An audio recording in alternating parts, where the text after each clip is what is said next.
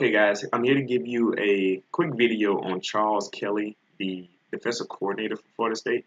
I'm not sure if this video will be as comprehensive as whole. Well, you know what? I know it won't be because I was trying to research and get an understanding of how his defense operates and exactly what it does, but I really couldn't find, someone who talked about it as much. So I'm just gonna have to see it. I'm gonna have to watch some Florida State games, and I'm gonna have to see it in action, and then I can describe it. So most likely I'll do another video on him. But with that said, let's jump into what I do know. I'll kind of talk about the progression of his defense and analyze some of their performance as in how it turned out. Now, he's originally from Ozark, Alabama, and he played at Auburn University. Another coach from, the southern rural part of Alabama. They all just seem to pop up from there and just go coaching everywhere.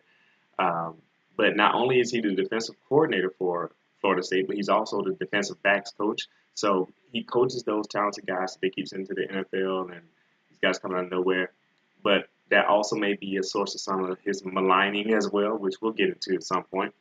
But let's get into the history. Like I said, he played at Auburn, but he also was a graduate assistant at Auburn in 1993. And some of you may remember from my earlier video about Jimbo Fisher also was a QB coach 93 at Auburn, and also Rick Trickett was at Auburn during that same time. So Fisher obviously liked the guys he had around him on that Auburn coaching staff. And he was a graduate assistant on this team. So he really wasn't like a position coach or anything, but obviously he made some type of impression on him. With that said, after getting through that time, he was the defensive coordinator at Henderson State, at Nicholls State, and at JSU. JSU is Jacksonville State, who's making some strides over the past decade or so. And then he went to Georgia Tech eventually, and he was the interim defensive coordinator there after Al Groh was fired, and he kind of brought that defense along and kind of got them going. And that's when Florida State brought him in as the special teams coordinator and the linebackers coach in 2013.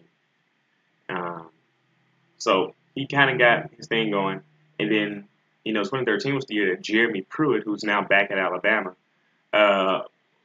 was with Florida State, and they won a championship under Jeremy Pruitt. We always liked Jeremy over here in Alabama. He's a great defensive coordinator, great defensive coach, but he left Florida State to go to Georgia to be their defensive coordinator. So it's like the same position, but I guess he just wanted to be with Georgia. But that's another story. And that's when Charles Kelly was promoted to defensive coordinator.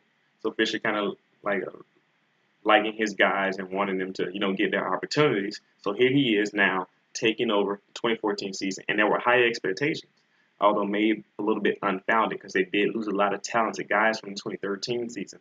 In the 2014 season, it was kind of a disaster defensively for Florida State, and a lot of fans were mad. A lot of people were wondering why, and it may have been a little bit unfair to Charles Kelly. They had talent, but they did lose a lot of guys, and it's always hard to replicate the success of a previous season, which is why you shouldn't be expecting that to begin with. But with that said, it was a rough season for them in 2014. They were 50th in scoring defense, and they were struggling against the run and the pass. They were just all over the place, and it was really, really tough. I think they were giving up 25 points a game that year.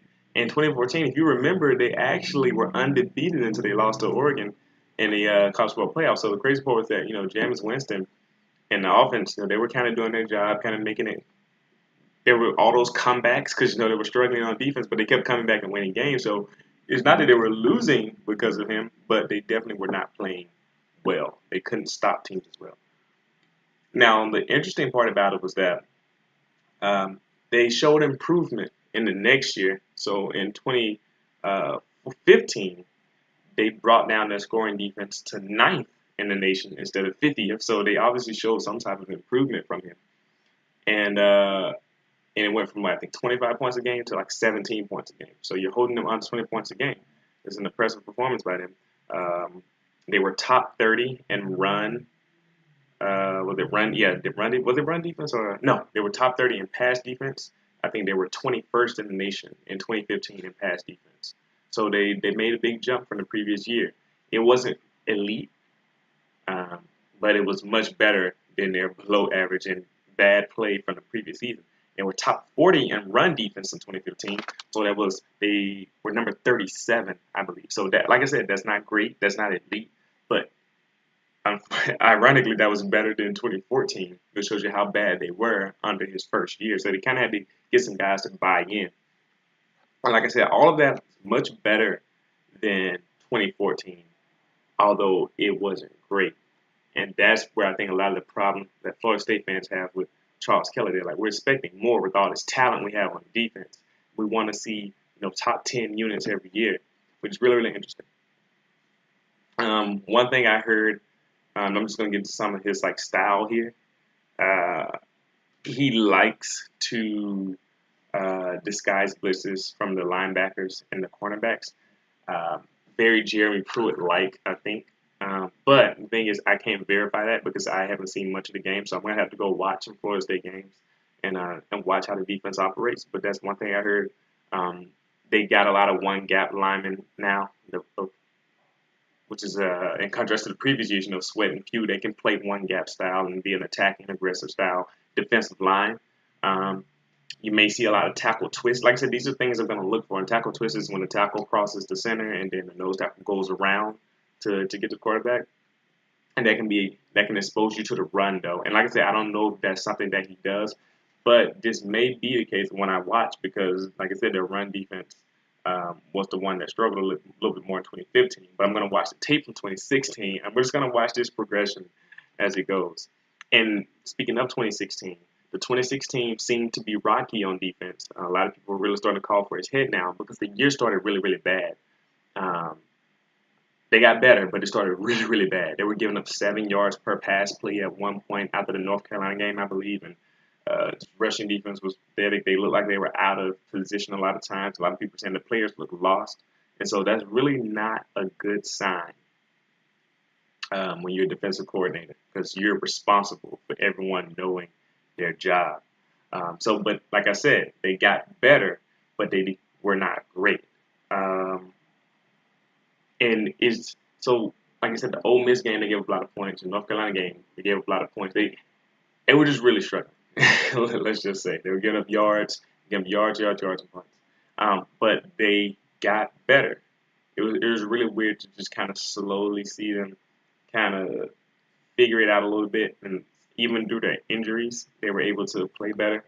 And some of that actually may coincide with the fact that they weren't playing as many great offenses. I think one of the teams they played had the number 52 offense. One of the teams they played had the number 98 offense. I think that was Marshall or something like that. The best offense I think they played was Clemson, and they actually did a pretty solid job against Clemson.